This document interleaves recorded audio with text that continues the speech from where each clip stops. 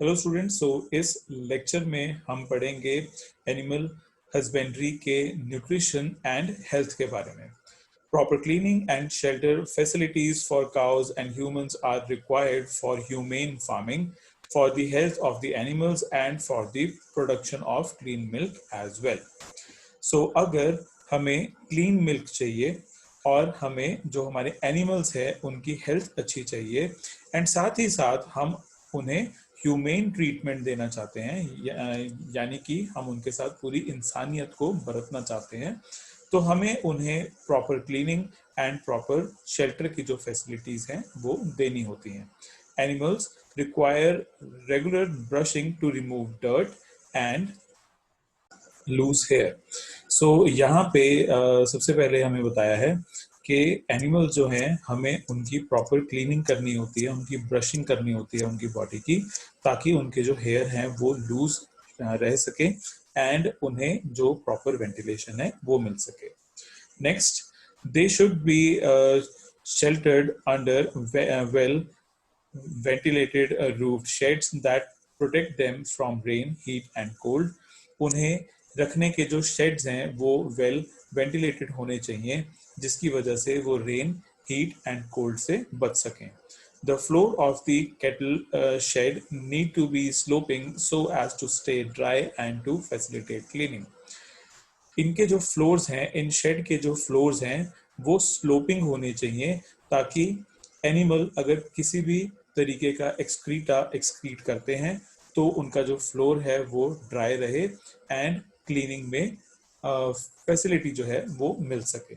The food requirements of dairy animals are of two types. The first one is maintenance requirement, which is the food required to support the animal to live a healthy life, and the second one is milk producing requirement, which is the type of food required during the lactation period.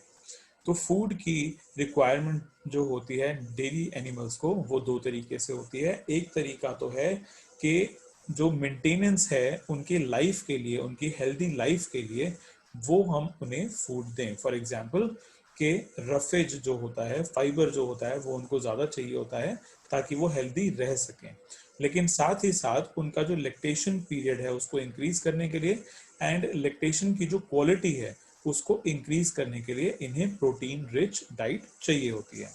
So animal feed includes roughage, which is largely fiber, and concentrates which are low in fiber and contain relatively high levels of protein and other nutrient। तो सबसे पहले तो क्या किया कि roughage and fibre जो है उसको हमने प्रोवाइड किया ताकि उनकी जो हेल्दी लाइफ है वो उसको लीड कर सकें, एंड साथ ही हमने उनको कुछ कॉन्सेंट्रेट्स भी दिए ताकि जो लो फाइबर है, यानी कि कॉन्सेंट्रेट जो होता है इस डाइट में फाइबर की क्वांटिटी लो होती है and proteins and other nutrients की जो क्वांटिटी होती है वो काफ़ी ज़्यादा होती है।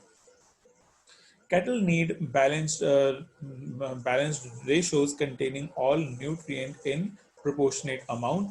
Besides such nutritious food material, certain feed additives containing micronutrients promote the health and milk output of dairy animals.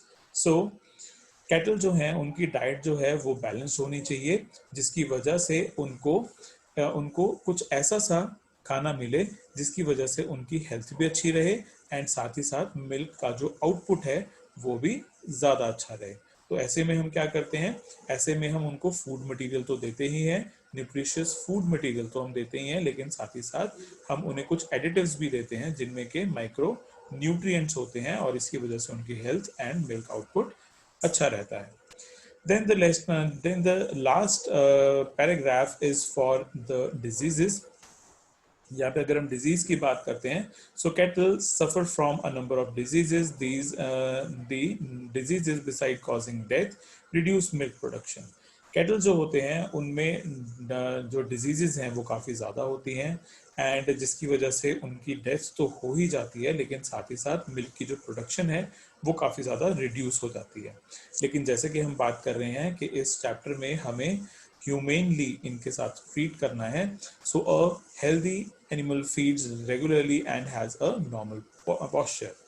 एक हेल्दी एनिमल जो होता है वो रेगुलरली फीड करता है, यानी कि वो रेगुलरली खाना खाता है, एंड उसका जो posture है वो भी नॉर्मल रहता है. The parasites of cattle may be both external parasites and internal parasites. The external parasites live on the skin and mainly cause skin diseases. The internal parasites, like worms, affect stomach and intestine, like flukes, damage the liver. So, अगर हम parasites की बात करते हैं, parasites जो होते हैं kettles के, वो दो टाइप के होते हैं.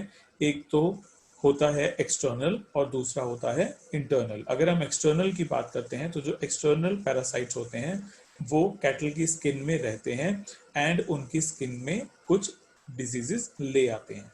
लेकिन अगर हम इंटरनल पैरासाइट्स की बात करते हैं तो ये कुछ वॉर्म्स होंगे या फिर कुछ फ्लूक्स होंगे. जो वॉर्म्स होंगे वो स्टमक एंड इंटेस्टाइन को अटैक करेंगे, डैमेज करेंगे, एंड फ्लूक्स जो हैं वो लिवर को डैमेज कर देंगे. Infectious diseases are also caused by bacteria and viruses. Vaccination are given to farm animals against many major viral and bacterial diseases. तो इसीलिए हम क्या करते हैं कि जो इन्फेक्शियस डिजीजेस होती हैं बैक्टीरियाज एंड वायरसेस की वजह से, उन्हें प्रिवेंट करने के लिए हम कुछ वैक्सीनेशन की हेल्प लेते हैं, जिसकी वजह से फार्म एनिमल्स जो हैं वो major viral and bacterial diseases से दूर रहें. सो स्टूडेंट्स, ये था आप लोगों का एनिमल हस्बेंड्री वाला पोर्शन. देन नेक्स्ट हमारा जो लेक्चर होगा कल, उसमें हम पढ़ेंगे पोल्ट्री फार्मिंग के बारे में. So that's it for this video students. I will see you in the next one.